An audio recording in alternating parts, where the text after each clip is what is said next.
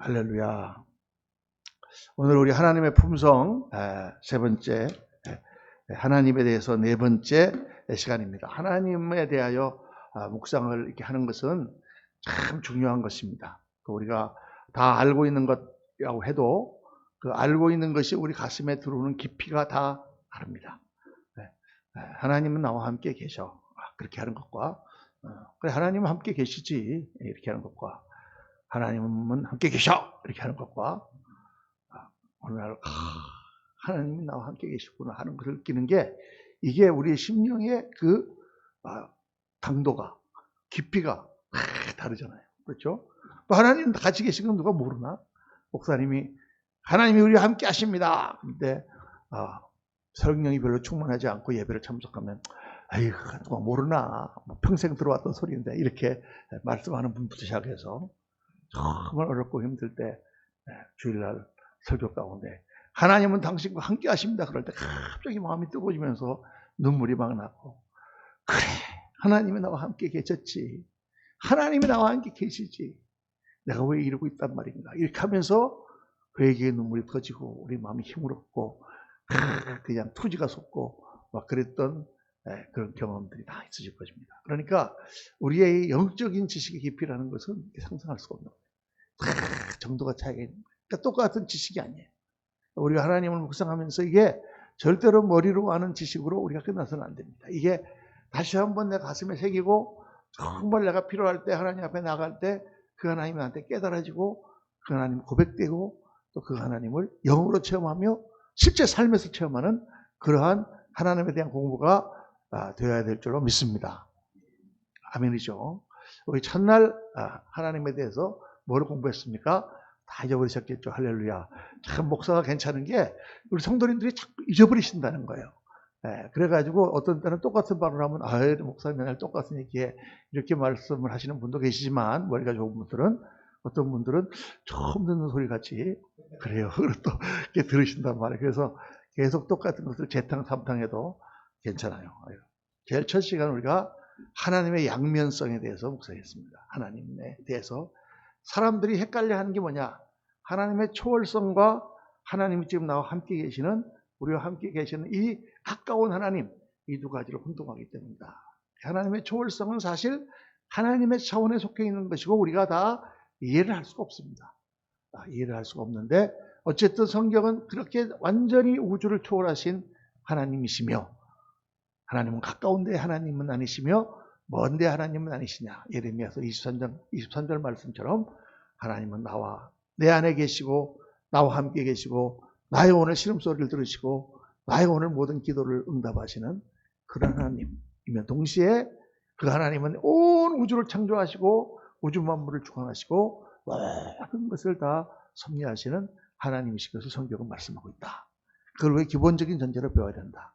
그리고 두 번째 시간에는 우리가 중요한 하나님은 영이시다.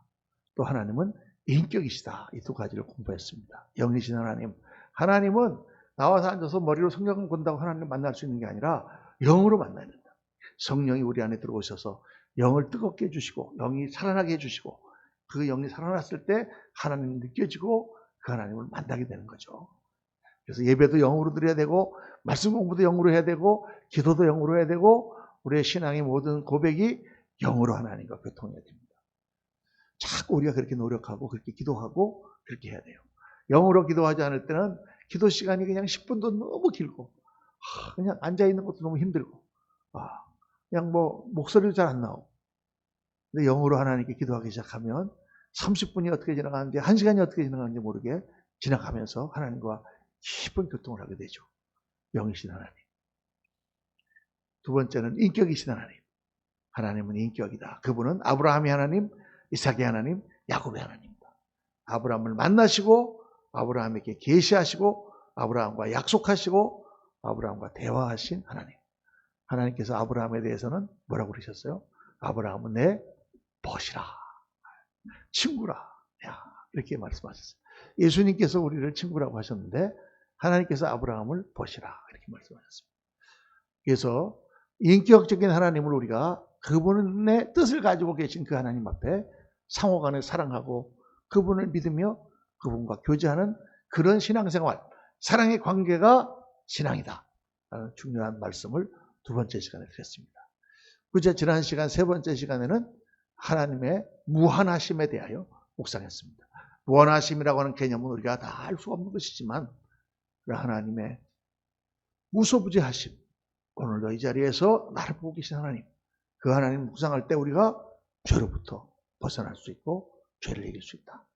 그 하나님이 무뎌지는 순간, 하나님이 옆에 계신데 안 보이는 순간 우리는 죄를 범하게 된다. 그런데 그렇게 무서운 하나님만 있는 게 아니라 무소부재하신 하나님은 내가 어디를 가든지 나와 함께 하신다. 여호수아가 두려워 떨 때 하나님 나타나셔서 내가 모세와 함께 있던 것처럼 내가 너와 함께 하리라 말씀해 주셨죠. 너는 두려워 말라, 놀라지 말라. 마음을 강하게 하고 담대히 하라. 네가 어디를 가든지 내가 너와 함께 하리라. 그런 하나님. 또 하나님은 영원 가운데 존재하시는 그런 하나님입니다. 시간이 없으신 하나님, 시간을 초월하신 하나님.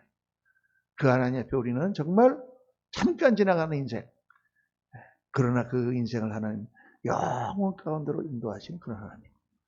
하나님은 전지하신 하나님, 모든 것을 아시는 하나님. 우리의 마음속에 있는 작은 것도 생각도 다 아시는 하나님. 그 하나님 앞에 우리의 마음을 토해놓고 그 하나님 앞에 정말 깊은 교통을 할 때 우리의 인생의 문제가 해결됩니까? 안 됩니까? 됩니다. 그리고 화장실에 갔더니 우리 전도사님이 거기 화장실 앞에 있는 거기 또 조그만 팻말을 바꿔놓으셨어요. 이게 이번에는 어떻게 했느냐. 뭐라고 해놨더라? 어디를 가십니까? 아니야. 어디로 가는지 아십니까? 뭐라고 그래서 붙여놨죠. 전사님. 가서, 아니, 안 가서 보셔야 돼요. 그리고 밑에, 어디로 가십니까? 이렇게 해놓고 밑에, 어디로 가야죠? 어디로 가야죠? 어디로 가야죠? 밑에, 그레이스 교회로 오시면 압니다. 이렇게 해서 붙여놨더라고요. 그래서, 참, 그렇습니다. 전지하신 하나님, 그분의 인도하심을 받고, 그분을 인도하심 가운데 우리가 지혜를 구하며 나가는. 또 전능하신 하나님, 그분은 능치 못하신 일이 없으신 하나님. 그러므로 우리가 하나님 믿고 그 하나님 따를 때 할 수 있거든이 무슨 말이냐? 믿는 자에겐 능치 못함이 없느니라. 예수님이 하신 말씀대로 내가 정말 개자신만한 믿음만 있으면 이 산더러 들려 바다에 던지우라 하여도 그대로 될 것이라. 주님 말씀하신 대로 믿음의 역사를 이루는 그런 무한하신 하나님을 지난 시간에 묵상을 했습니다. 그리고 이제 오늘은 정말 하나님의 풍성 가운데 중요한 거룩하신 하나님, 거룩하신 하나님. 우리가 거룩 찬송가 8장에 거룩 전능하신 주여 하고 찬송을 부르는데 도대체 이 거룩하신 하나님이라는 것이 무슨 개념입니까? 이것은 너무 중요한 개념이고 하나님께서 이 하나님의 품성을 얘기하실 때 거룩만 딱 하나님이 3번을 말씀하셨어요. 3번. 보통 이제 이 히브리어의 특징이 강조할 때 어떻게 강조한다 그랬습니까? 2번을 반복한다 그랬어요. 그러니까 우리는 어떤 사람을 딱 보고 저분 참 예쁘다. 그러면 예쁘다. 진짜 예쁘다. 정말 예쁘다. 무지 예쁘다. 너무 예쁘다. 한참 예쁘다. 뭐 이렇게 여러 가지 표현을 하는데 히브리 사람들은 어떻게 한다고? 예쁘다 이렇게 한단 말이야. 예쁘다 좋다 이렇게. 그러니까 그렇게 표현하는 게 히브리 말의 반복적인 표현이 강조인데 3번 강조하는 건 없어요. 3번 강조하는 건 성경에 딱 3번 나옵니다. 딱 3번 나오는데 하나는 예레미야가 이스라엘 백성들에게 외치면서 너희가 이 예루살렘 성을 보면서 평안하다 하는데 웃기지 마라 라고 얘기하는 부분이 하나 나옵니다. 그 다음에 요한계시록 보면 마지막 7 그릇 대접에 재앙이 무너질 때 독수리가 날아가면서 땅에 대고 화로다. 영어로 얘기하면 woe to you, woe to you, woe to you. 너에게 저주다. 이거를 3번 마지막 때 무서운 심판이 임하는 게 얼마나 무서운지 3번 그 얘기를 했다. 그리고 하나님에 대하여 말씀하실 때 하나님은 사랑이시다. 그런데 사랑이시다 이렇게 얘기한 적이 없습니다. 하나님은 전지하시다. 하나님은 전지하시다. 전지하시다. 그런 말이 없어요. 그냥 강조만 돼 있지. 그런데 이 거룩하신만은 하나님은 거룩. 하나님은 거룩하시다. 하나님은 거룩하시다. 하나님은 거룩하시다. 이렇게 나옵니다. 도대체 이 거룩이라는 게 뭐길래 하나님은 그렇게 자신을 거룩한 하나님으로 나타내셨는가? 저는 한 번 다 설교를 들으신 거지만은 복습하면서 깊이 묵상하는 마음으로 이사야서 6장 1절에서 8절까지의 말씀을 한번 보겠습니다. 자, 이사야 6장 1절 한 절씩 교독합니다. 우시야 왕이 죽던 해에 내가 본즉 주께서 높이 들린 보좌에 앉으셨는데 그의 옷자락은 성전에 가득하였고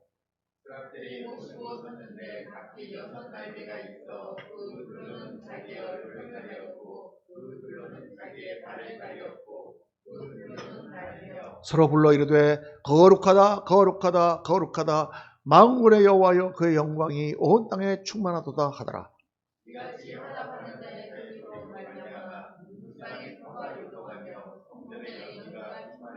그때 내가 말하되 화로다 나여 망하게 되었도다. 나는 입술이 부정한 사람이요 나는 입술이 부정한 백성 중에 거주하면서 만군의 여호와이신 왕을 배웠음이로다 하였더라.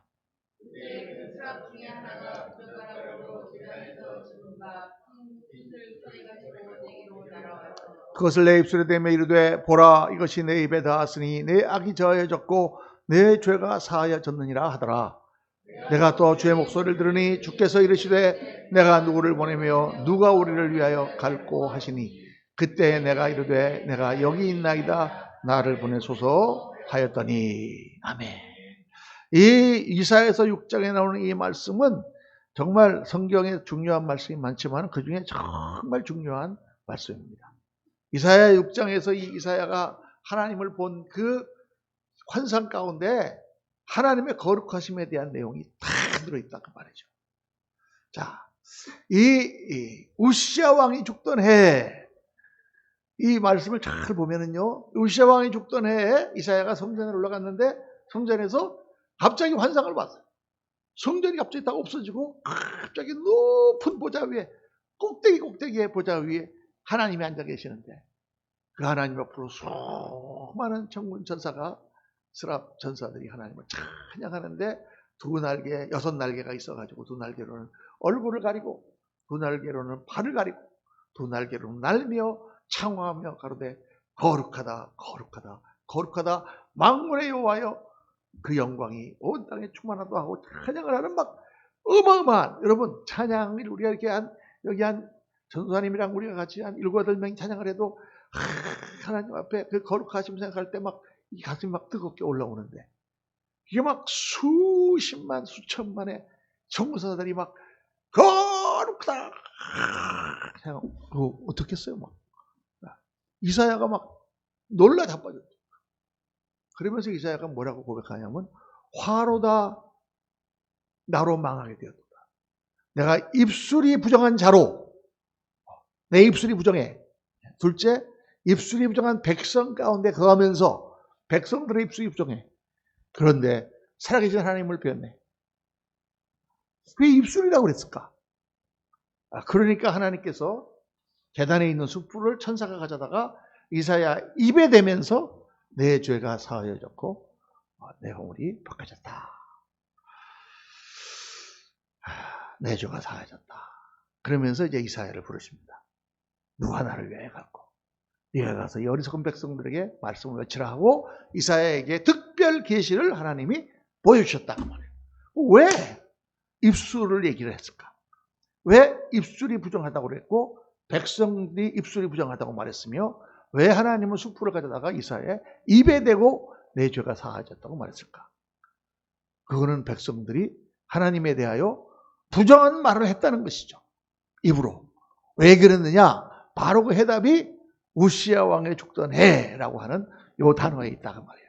이사야서 6장 1절에 요 단어. 우시야 왕이 죽던 해. 이 말이 너무 중요한 말입니다. 우시야 왕이 어떤 왕입니까?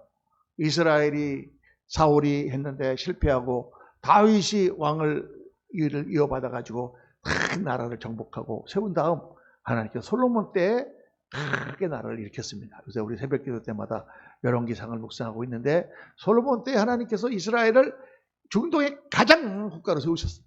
이집트 왕도 꼼짝 못할 정도로 강한 그런 나라로 솔로몬 때 세우셨는데 그 영화가 불과 한 40년밖에 가지 않고 솔로몬이 그 영화에 취하고 여자들을 많이 데려다가 그 여자들을 첩으로 삼고 그들이 데리고 온 우상을 숭배하면서 성전 앞에다가 산당을 짓고 거기서 온갖 악한 신들을 숭배하면서 하나님께서 이스라엘을 벌하기 시작하셨습니다. 그래서 어떻게 했어요? 이스라엘이 쪼개졌습니다. 르호보암 시대 때 쪼개져가지고 나는 아니겠죠. 네, 감사합니다. 저는 아닙니다. 네. 생각난 김에 꺼내야 되겠습니다. 네. 그래서 어떻게 했다고요? 네. 솔로몬 왕 때, 솔로몬 왕 지나고 르호보암 때 나라가 망했다가 말이죠. 나라가 갈라졌습니다. 망한 건 아니고. 그래서 북이스라엘, 남유다로 갈려가지고 사는데 이제 나중에 열왕기상화를 쭉 묵상하면 알지만 북이스라엘은 계속 악한 왕이 나와서 우상을 숭배하고 악한 일들이 계속 일어나요. 근데 남쪽 유다는 그래도 괜찮은 왕들이 나타났다가 또 악한 왕들이 나타났다가 막 그러면서 나라가 이제 둘로 갈라졌으니 그나마 중동에 조그만 땅을 차지한 나라가 위에는 아람 제국 있고 아수르가 있고 바벨론이 일어나고 애굽이 있고 이런데 그 강대국 틈에서 이 조그만 나라가 하나님이 그들과 함께 하시지 않으니까 어떻게 됐겠어요? 나라가 외적에게 시달리고 어렵고 이럴 때에 그때에 이 유다에 우시아라고 하는 어린 소년이 왕이 됐는데 이 사람이 보통 사람이 아니에요. 이 사람은 16살에 왕이 됐습니다. 16살에 왕이 돼서 왕이 되자마자 나라를 다 개혁했어. 이 꼬마가 16살짜리가 꼬마라고 하기도 좀 미안하긴 하지만 겨우 지금 중학교 한 고등학교 한 2학년 1학년 정도밖에 안 되는 그 나이에 얘가 왕이 됐는데 왕이 되자마자 먼저 우리가 해야 되는 것은 하나님을 잘 섬기는 거다. 율법을 탁 세우고 모든 산당을 다 폐하고 우상들을 다 때려부셔 강력한 통치력을 발휘하면서 영적인 지도자로 서기 시작하면서 하나님이 그에게 지혜를 주시고 힘을 주시기 시작하니까 그가 그때부터 나라를 개혁하기 시작했습니다. 그래서 군사를 10만 군대를 양병하고 그래서 옆에 있는 모든 그 이방 족속들을 다 제압하면서 운하를 파고 그래서 막 물을 끌어들여서 농사가 잘 되니까 통상을 막 일으켜서 장사를 하니까 수출이 막 되고 그러니까 나라가 막 부자가 되기 시작했습니다. 그래서 강력한 군사력을 만들어서 그 당시에 이렇게 막 미사일, 로켓으로 막 쏘는 이런 무기도 만들어가지고 막 공격할 정도로 강한 나라가 돼서 솔로몬 이래로 우시아 왕이 유다를 가장 강한 나라로 만들었던 성군 중의 성군이다 그 말이에요. 우시아가 몇 년 동안 나라를 통치했습니까? 52년, 무려 52년. 그 당시 사람들은 52살까지 살기도 힘든데 우시아는 52년 동안 통치를 했어요. 솔로몬도 40년밖에 못했는데 그러니까 68세까지 했는데 근데 어떻게 됐습니까? 솔로몬이 성경에 보니까 우시아가 강성하여짐에 그가 교만하여져서 이게 문제단 말이에요. 강성하여짐에 그가 더욱 겸손하여져서 우리 한국 속담에 벼는 익을수록 고개를 쳐든다? 숙인다. 쳐서 숙여야 되는데 익을수록 인간은 고개를 쳐든다. 고개를 숙여야 되는. 그러니까 성경에 이게 문제예요. 우시아가 52년 동안 나라를 잘 다스린 거 이거에 대해서 누가 뭐라고 합니까? 박수를 쳐야죠. 그런데 그가 강성해짐에 교만해졌어. 그래서 교만해져서 한 일이 뭡니까? 솔로몬처럼 무슨 뭐 이방 여자들을 데려다가 막 첩으로 삼고 이방신을 우상을 숭배하고 그런 거 같았으면 모르겠는데 우시아가 교만해져가지고 뭐를 했냐? 하나님의 거룩하심을 범한 거예요. 그게 뭡니까?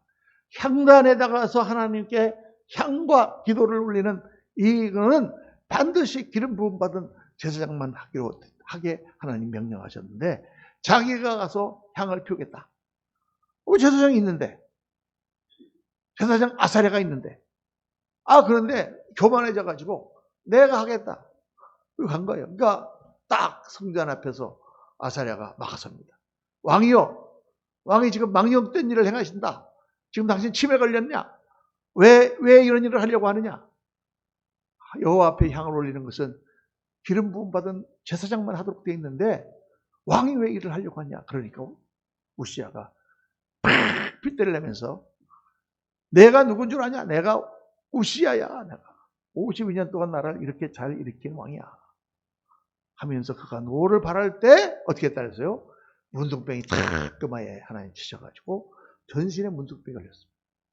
네, 그 당시에 문둥병 걸리면은 그거는 하나님의 저주를 받은 자로 그렇게 여겼기 때문에 성전에 가서 제사를 드릴 수도 없어. 사람들 모이는데 나갈 수도 없어. 완전히 폐인이 돼서 격리돼서 죽는 거예요. 그때부터 우시야는 별궁에 가져져 가지고 거기서 시름시름 앓다가 죽었는데 그 뒤에 결정적인 말씀이 나옵니다. 우시야는 문둥병에 걸렸기 때문에 조상들의 열조의 무덤에 장사되지 못하였더라. 아니면 므낫세라든가 무슨 악한 왕이 많아요. 그런 악한 왕, 아주 그냥 무상도 숭배하고 막 별의별 짓을 당한 악한 왕들도 죽으면 그래도 왕이라고 다 왕의 열조의 무덤에다가 장사는 다 지내고 왕으로 인정을 해줬는데 이 우시야 같이 위대한 52년 동안 유다를 최고 강국으로 만든 이 왕이 나중에 그거 하나 범죄했다고 문둥병 걸렸기 때문에 열조의 무덤에 장사 지내지 못했다고 말이에요. 왕으로서 인정받지 못했다는 것입니다. 더 나아가서는 하나님의 백성으로도 인정받지 못할 수 있는 그런 지경이 됐다.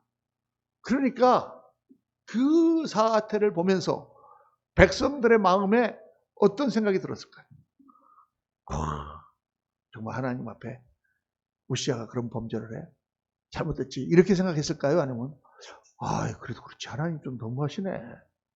아니 우시야가 뭐 큰 죄를 저지른 것도 아니고 더 잘해보려고 지가 향을 드리겠다고 한 것뿐인데 향 피우는 거 그거 했다고 하나님 치셔가지고 그 문둥병이 걸려서 열조의 무덤에서 장사 지내지 못하게 그렇게 하시냐. 이게 성경을 보면서 이렇게 딱 상상을 하면요. 그게 다 보입니다. 그랬을 것 같아요? 안 그랬을 것 같아요? 당연히 그랬겠지. 아니 그보다 더 나쁜 왕들도 얼마든지 다 편안하게 죽은 사람들도 있고 말이죠. 그리고 그다음에 다 열조의 무덤에 장사 지내고 그렇게 했는데 아니 우시야 같이 52년 동안 이렇게 소년 때부터 나라를 잘 다스리고 모든 공적을 일으켰는데 아니 그런 위대한 왕이 그거 향 한번 잘못 드리려고 그랬다고 하나님이 그렇게 저주를 하셔서 어떻게 열조의 무덤에 왕가의 장사도 못 지내게 그렇게 됐냐. 하나님도 너무하시지 라는 얘기를 백성들이 했고 이사야도 했다고 말이에요. 그래서 입술이 부정합니다. 그때 하나님께서 성전에 올라간 이사야 선지자에게 하나님이 나타나신 것입니다. 하나님이 나타나셔서 거룩하신 하나님의 모습을 보여주시면서 하나님 메시지는 뭐냐? 이사야야, 너 내가 누군 줄 아냐? 내가 누군 줄 아냐? 하나님을 보여주신 거예요. 거룩하신 하나님. 높은 보좌에 앉으시고 그 옷자락이 온 성전에 가득하고 그 하나님 앞에 연기가 자욱한데 수십만의 천군천사가 날개를 두 날개로 얼굴을 가리고 두 날개로는 발을 가리고 두 날개로 날면서 거룩하다 거룩하다 거룩하다 하고 하나님을 찬양하는 모습을 보면서 그 하나님은 어떤 하나님입니까? 그 하나님은 우리가 상상도 할 수 없는 하나님. 왜 두 날개로 얼굴을 가렸을까요? 그 하나님의 영광이 얼마나 찬란한지 하나님을 옆에서 모시는 천사도 그 얼굴을 가릴 수밖에 없는 하나님의 영광이다. 모세가 한번 하나님께 영광을 보여달라고 했죠. 하나님 뭐라고 그러세요? 너는 내 영광을 보지 못하리니 이는 내 영광을 보고 산 자가 없습니다. 하나님의 영광을 보는 자는 다 어떻게 해요? 죽습니다. 다. 하나님께서 모세를 만나실 때 시내산 꼭대기에서 만나시면서 그 주위에 중턱에 70장로만 들어와 앉으라 그러고 나머지 산 밑에는 다 울타리를 쳐가지고 못 들어오게 했어요. 짐승이라도 들어오면 내가 돌격하여 그들을 다 죽이겠다. 하나님의 거룩하심에 감히 접근도 할 수 없다. 일반 백성들. 그 무서운 하나님, 그 하나님 앞에, 그래서 모세가 너무 자기가 탈진되고 너무 백성들이 말을 안 들으니까 하나님 내 이름을 생명책에서 지워주옵소서. 하나님께서 그건 내가 알아서 한다. 내가 너와 함께 하리라. 걱정 말고 나가서 다시 한번 백성들 일으켜라. 이러니까 모세가 그러면 하나님 영광을 보여주옵소서. 그러니까 하나님께서 그 말씀하신 거예요. 네가 내 영광을 보지 못하리니 이는 내 영광을 보고 산 자가 없습니다. 그리고는 모세를 바위 틈에 숨겨놓으시고 하나님의 임재가 영광이 그 위로 지나가실 때 모세가 그 영광의 뒷모습을 보았더라. 근데 그 성경에 그렇게 원어로 보면은 뒷다리를 보았더라 이렇게 되어 있습니다. 원어에는. 그러니까 살짝 하나님 지나가시는데 바위 틈에서 살짝 하나님의 뒷자락만 봤다가 말이에요. 그리고 모세가 내려왔는데 어땠어요? 모세의 얼굴에 하나님의 거룩하심의 광채가 반사돼서 나타나니까 사람들이 모세를 감히 얼굴을 보지 못하고 모세가 수건으로 가리더라. 수건, 마스크를 쓰고. 왜? 너무 모세에서 나오는 광채가 무서워가지고 모세를 볼 수가 없어. 그러니까 하나님의 영광이라는 건 뭐냐? 그 영광을 숨겨놓으시고 그 위로 그냥 지나가기만 했는데도 그 얼굴에 반사된 그 영광을 죄인들이 보면 무서워. 여러분 한번 생각해 보세요. 우리가 이제 뭐 이 모양 저 모양 하나님 섬긴다 그러지만 얼마나 우리가 뭐 막 죄를 많이 지었습니까? 그리고는 우리가 이제 다 죽어가지고 쫙 벌거벗고 하나님 앞에 탁 섰는데 하나님의 보좌 앞에 내가 탁 섰다. 그 영광을 쫙 나한테 비춰줬다. 얼마나 이게 무서운 일이에요. 천사들도 두 얼굴을 가리고 두 발을 가린다는 것은 피조물인 자기 자신의 부끄러움을 가리는 거예요. 그리고 두 날개로 날며 창왕하며 거룩하다 거룩하다 거룩하다. 그 거룩하신 하나님 앞에 어떻게 설 수 있냐 그 말이에요. 그러니까 뭐가 놀라운 능력이냐? 예수님의 십자가의 보혈의 능력이 얼마나 놀라운 능력이냐? 예수님이 변화산에 올라가셨을 때 바로 그 영광의 광채를 발하시잖아요. 모세와 엘리야와 함께 있을 때 베드로와 그 제자들이 그 영광을 봅니다. 그래서 십자가의 보혈의 능력이라는 것은 바로 그럽니다. 이 십자가의 은혜는 왜 예수님이 십자가를 지셔야만 했습니까? 그거는 우리가 다 하나님의 거룩함을 범했기 때문에, 용서받을 수 없는 죄를 범했기 때문에, 그 하나님의 거룩함에 의하면 반드시 우리는 다 멸망당하고 심판당하고 다 죽어야만 되는 존재이기 때문에, 그래서 그 모든 죄값을 예수님이 지시고 십자가에 죽으신 거죠. 십자가의 은혜는 하나님의 거룩하심 위에 서 있는 것입니다. 하나님의 거룩하심이 없으시다면 그냥 뭐 하나님이 그냥 다 용서해 주시면 되는 거지. 근데 하나님이 그냥 우리를 용서해 줄 수가 없다 그 말이에요. 두 개 나오겠지만 하나님은 반드시 악을 벌하셔야 되겠죠. 그래서 이 거룩하심에 대한 인식이 우리 경 속에 있으면 정말 하나님 앞에 우리가 어떻게 신앙생활을 해야 되고 하나님을 어떻게 섬겨야 되는지 우리가 깊이 깨달을 수가 있습니다. 이 거룩하심을 깨닫는 사람, 그 사람이 정말 하나님을 아는 사람이에요. 하나님이 거룩하다는 말을 크게 세 가지로 우리가 생각을 하면 됩니다. 첫째는 하나님은 완전히 우리랑 다르신 분이다. 그분은 우리 차원으로 생각할 수 있는 분이 아니다. 이사야서에 나오는 말씀처럼 하나님의 생각은 우리 생각보다 높고 하나님의 생각은 하늘이 땅보다 높음처럼 우리 생각보다 높아. 그래서 우리가 그것을 알 수가 없어. 그분이 하는 모든 일을 우리가 측량할 수가 없어요. 하나님이 계시고 나와 계신다는 걸 알 뿐이지 왜 하나님이 이런 일을 하셨고 이런 어려움을 주셨고 이렇게 하는지 우리는 알 수가 없어요. 데이비 브레너드 같은 그런 참 훌륭한 선교사, 정말 영적으로 훌륭한 선교사가 그렇게 인디안 선교를 하다가 36세인가 7세의 젊은 나이로 그가 하늘나라 갔습니다. 왜 하나님이 그런 훌륭한 선교사를 일찍 데려가시는지 우리는 알 수가 없어요. 왜 우리 같은 사람을 이렇게 오래 살게 하시는지가 또 알 수가 없어요. 여러분, 하나님이 하시는 일의 시종을 우리는 알 수 없게 하셨다고 성경은 말씀하고 있단 말이에요. 왜냐? 그분은 완전히 우리랑 다르신, 차원이 다르신 분이에요. 이 거룩하다는 말 자체가 뭐라고 그랬어요? 카도시라는 말인데, 이 말은 자르다 라는 말이에요. 잘라내다. 딱 잘라가지고 구분하다. 그래서 이 말 가운데 이 카도시라는 말에서 하나님 우리랑 완전히 다르신 분이다 라는 뜻이 나왔다. 그분은 완전히 다르십니다. 그래서 출애굽기 3장 5절 보면은 모세가 하나님을 만났을 때 하나님 뭐라고 하십니까? 모세야, 내가 선 곳은 거룩한 땅이니 내 발에서 신을 벗어라.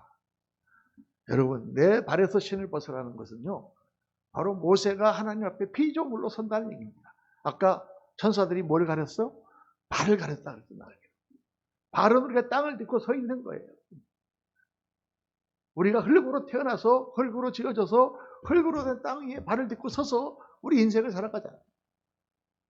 그 발에 신을 벗고 맨발로 하나님 앞에 서는 것입니다.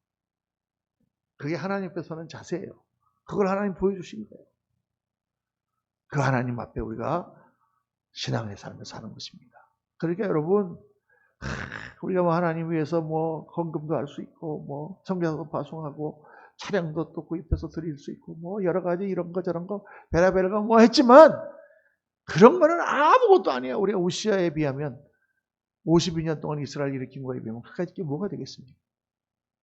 우리는 하나님 앞에 맨발로 신발을 벗고 하나님 앞에 서서 그 하나님 앞에 꿇어 엎드려 경배하는 그런 존재다. 그게 우리의 기본적인 자세다. 그러니까 정말 신앙심이 좋은 그런 사람은 자기가 아무리 공을 세워도 하나님이 세우신 권위, 하나님이 세우신 법도, 하나님이 세우시는 그러한 섭리를 거스르지 않습니다. 내가 이런 생각을 하는데 이거 한번 이렇게 고쳐, 그렇게 하지 않습니다. 하나님이 하시는 일을 꽃깃을 열고 보면서 순종하고 나가는 거예요. 자, 베세메스 사건, 오늘 뭐 시간이 없어서 설명할 게 아니지만 그들이 하나님의 괴가 블레셋에 탈취가 됐다가 다시 돌아오는 것을 보고 그거를 뚜껑을, 혹시 그 안에 있는 법궤가 율법판이 사라졌을까 뚜껑을 열어보고 하나님이 그들을 돌격하여 80명을 죽인 그런 사건을 말할 때 이 거룩하신 여호와 앞에 누가 능히 서리요? 베세메스 사람들이 벌벌벌벌 떨었습니다. 그러니까 우사가 하나님의 궤를 만지는 거, 성소에, 지성소에 피 흘림이 없이 들어가면 죽는 거, 이 모든 성경의 구약의 내용들은 거룩하신 하나님, 무서운 하나님, 정말 우리와는 도저히 범접하실 수 없는 그런 하나님, 그런 하나님 앞에 구약은 말씀하고 있고 신약은 그 거룩하신 하나님 앞에 죄인된 우리의 죄를 다 벗겨주시고 우리를 은혜의 보좌 앞에 담대히 나가게 하시는 예수 그리스도의 십자가의 복음의 능력을 말씀하고 있는 것이죠. 할렐루야. 얼마나 별로 그게 감동의 눈빛이 안 보입니다만 마스크를 끼고 계셔서인지 몰라도 정말 놀라운 진리가 아닐 수 없죠. 자, 거룩하심의 두 번째 의미는 뭐냐? 하나님은 절대적인 선이라는 거예요. 그분은 절대적인 선이에요. 하나님은 악을 만드시지 않습니다. 어떠한 악한 일이 일어났더라도 이게 하나님이 했다 그러면 안 돼. 성경에 여호와로 말미암았다라는 말씀 나오는데 말미암았다는 것은 하나님이 내버려 두셨다는 거예요. 잘 나오죠. 가라지의 비유에 보면 농부가 씨를 뿌렸는데 알곡을 뿌렸는데 밤에 적이 와가지고 에네미가 와서 가라지를 뿌렸다. 마귀가 가라지를 뿌렸다. 그러니까 종들이 있다가 저 가라지를 다 뽑아버릴까요? 그랬더니 야, 아니야, 내버려 둬라. 가라지를 뽑다가 알곡을 다칠까 하노라. 알곡을 다칠까봐 그 가라지를 이용해서 알곡을 더 강하게 만드시려고 놔뒀다가 나중에 추수 때가 되면 알곡은 다 뽑아 곳간에 드리고 가라지는 불구덩이에 던지겠다. 하나님 말씀하시죠. 그러니까 이 땅에 악이 있는 것을 하나님은 알고 계시며 하나님은 그 악을 방치하고 계시며 어느 정도 그 악에 대하여 사용하시고 그 악을 이용하시면서 그 가운데 믿음의 사람, 의의 사람들을 건져내시고 훈련하시는 도구로 사용하시지만 하나님은 절대 악을 만드신 분이 아니다. 악은 마귀로부터 온 것입니다. 그렇죠? 그래서 하나님은 완전하심이 악을 전혀 용납하지 못하십니다. 온갖 좋은 은사와 온전한 선물이 다 위로부터 아버지께로부터 오는 것입니다. 좋은 것은 다 하나님으로부터 오는 것이고 하나님은 어떤 분이시냐? 회전하는 그림자도 없으셔. 하나님은 조금도 어두운 구석이 없으신 분이다 라는 것을 성경이 말씀하고 있습니다. 그래서 하나님을 믿는 사람들은 무엇을 추구하며 살아야 되느냐? 거룩함, 구별됨, 하나님을 향하여 선한 삶을 추구해야 된다. 우리가 잘 사는 것을 추구하는 것보다 더 중요한 것은 선한 삶을 추구하는 것입니다. 대통령이 되는 것보다 더 중요한 것은 우리가 하나님 앞에 착한 사람이 되는 것입니다. 아멘입니까? 이거 아멘이에요.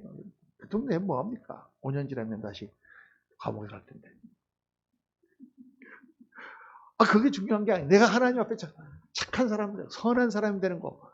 나는 너희 하나님이라 너희를 애굽에서 인도해낸 여호와라. 내가 거룩하니 너희도 거룩할지라. 하나님이 거룩하신 분이므로 너희도 구별된 삶을 살아라. 절대적인 선이에요. 아멘이죠. 그 다음에 세 번째, 하나님은 절대적인 공의. 이 공의라는 건 뭐예요? 공평하시다 그 말이에요. 하나님은 그 판단에, 심판에 반드시 악을 심판하십니다. 하나님.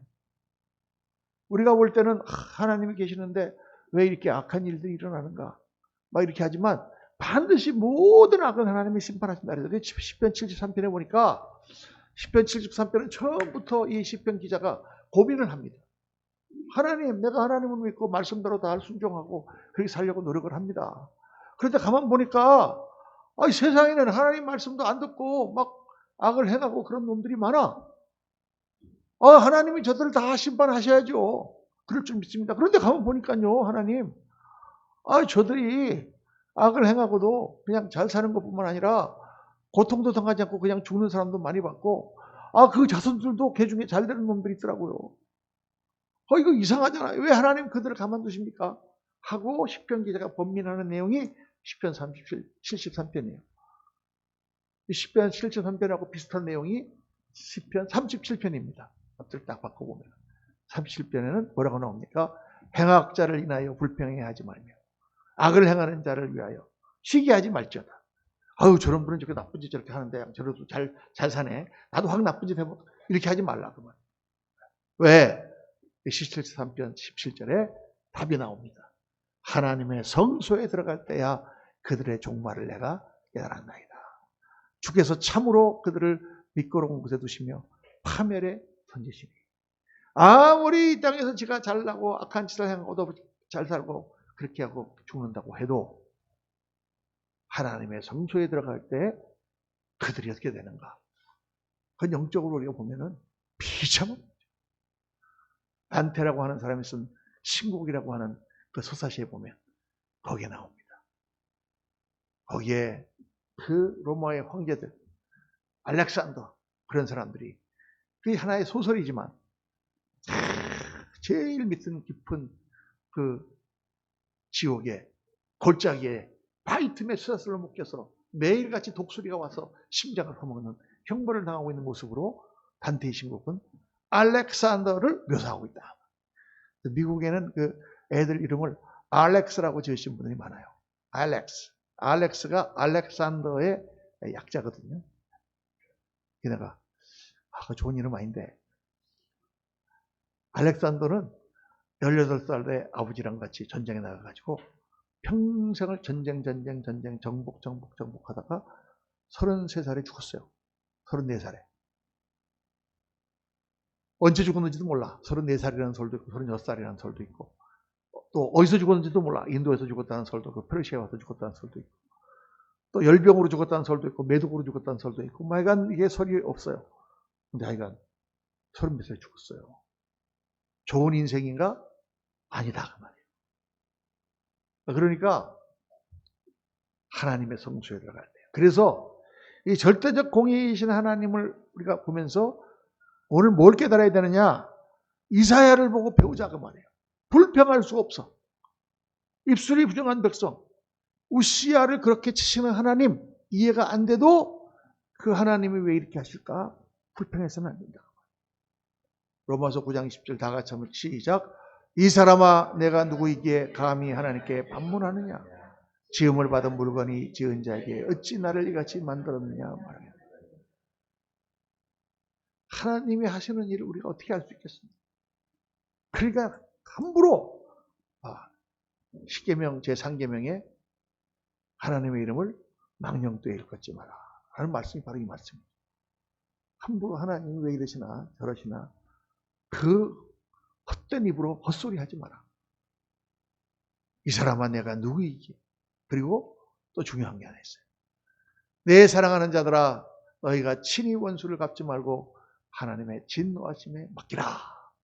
기록되었으되 다 같이 시작. 원수 갚는 것이 내게 있으니 내가 갚으리라고 주께서 말씀하시니라. 우리가 누가 나한테 억울한 일을 하고 나쁜 일을 하고 해도 원수 갚으려고 하지 마세요. 예수 믿는 사람들은 원수 갚는 사람들이 아니에요. 원수 누가 갚아주십니까? 하나님이 알아서 갚아주세요. 우리는 은혜를 입고 그리스도인의 그리스도의 보혈로 구속함 받은 사람입니다. 우리의 모든 것을 하나님, 거룩하신 하나님이 다 판단하고 계세요. 그래서 그걸 마음을 다 내려놓으세요. 미워하는 마음, 억울한 마음, 억울할 것도 없고. 왜? 그런 억울한 환경을 통해서 내가 더 예수님을 잘 믿게 되지 않았어요. 만약 잘 나가고 모든 것이 잘 되고 있었다면 내가 지금 이렇게 예수님 믿었을까? 천만의 말씀. 솔로몬 같은 사람도 타락하고 우시아 같은 사람도 타락하는데 어려움을 겪으니까 우리가 하나님 앞에 이렇게 나와서 하나님을 믿게 되잖아요. 그 하나님의 섭리와 그 손길을 누가 측량할 수 있으며 누가 뭐라고 말할 수 있겠느냐. 오늘 말씀의 결론입니다. 그래서 신앙 중에 가장 중요한 신앙은 절대적 하나님의 공의를 믿는 거예요. 독일 군들은 유대인을 학살하면서 왜 저것들은 죽을 줄만 알지 죽일 줄을 모른다.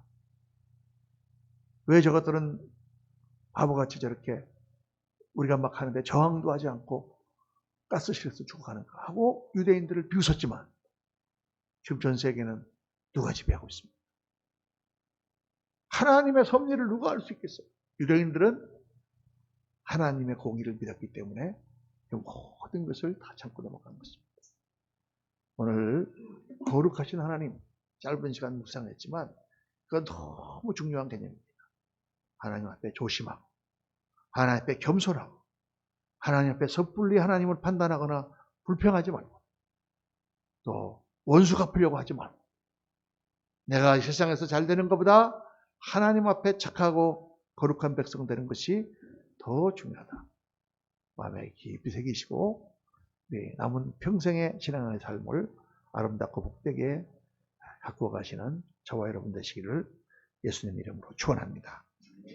기도하겠습니다. 할렐루야, 감사합니다. 거룩하신 하나님을 묵상하며 주님, 이 놀라운 진리가 우리 가슴 깊이 박혀 영으로 이해가 되고 영으로 느껴지고 깊이 깨달아지고 우리가 그 앞에 정말 우리의 삶의 자세를 옷깃을 여밀 수 있도록 하나님 도우시고 인도하여 주옵소서. 정말 우리가 이 땅에서 많은 일들을 하고 뭔가 주를 위하여 사역을 하지만 그런 모든 것이 아무것도 아님을 주님 앞에 다시 한번 고백합니다. 정말 모든 것이 하나님의 은혜요 하나님 베푸신 은총의 한 조각임을 저희도 고백합니다.